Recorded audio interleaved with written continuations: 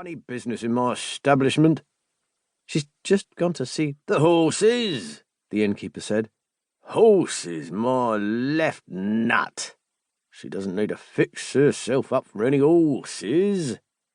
You find that brother of yours and you make sure nothing happens. I will do my utmost, I promised. It was the liar in me reasserting himself. Though it wasn't a true lie, since I did intend to try my hardest. I just wasn't particularly optimistic about our chances, mine or the innkeeper's. But what was most shocking to me was that anyone seemed to think that I'd have any influence on the situation, despite what had changed since the time of our meeting in Thromeddon, a time I preferred to examine in private, like poking at a bad tooth. It was fair to say that I still had very little influence upon what my brother chose to say and do. To his credit, thus far Rook had managed to avoid any behaviour that would have gotten us thrown out of a night's accommodation. But this was hardly the first time I'd been threatened in this manner. And it seemed that all the innkeepers we'd encountered were under the misapprehension that I had some control over my brother. This was far from the truth. But I found myself marching off to avert disaster as best I could. A lone sandbag against the coming flood.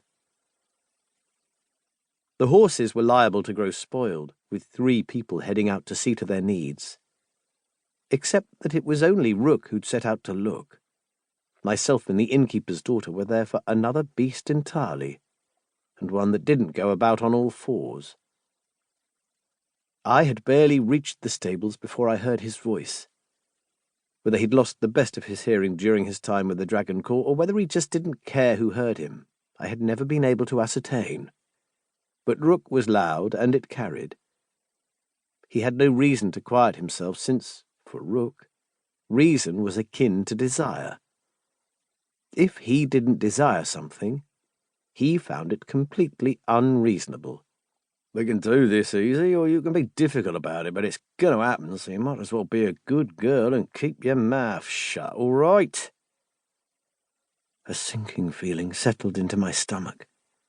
Visions of being thrown bodily from the establishment, of sleeping on the hard ground in the cold with no respite for either my tired muscles or my grumbling stomach, flitted through my mind.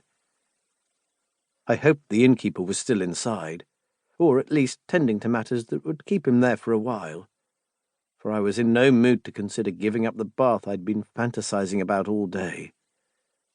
I picked up the pace. Fortunately, it was a short enough distance across the courtyard that I didn't have time to call up anything too lurid in my mind. Perhaps it was because the circumstances under which I'd been reunited with my brother had been so particular, but I found myself consistently expecting the worst. As Rook had kindly suggested, offering his opinion on my nerves, I was a grim little fucker when I set my mind to it. When I reached the stables, he was bent double, digging a stone out of one of the horse's hooves with his pocket-knife.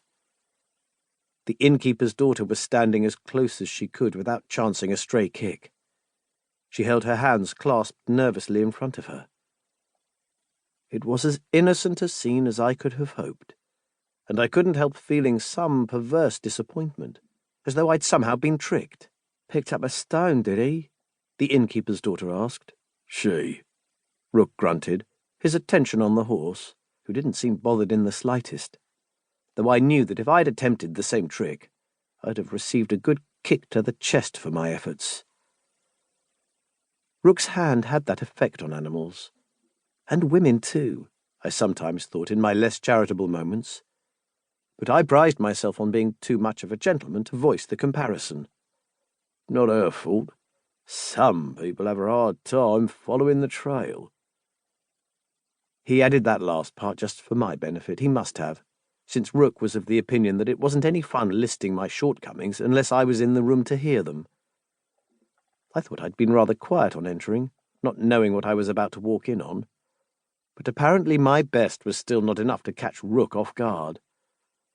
I should have known, but that didn't stop me from trying every now and then. That wasn't a trail, it was the side of a mountain.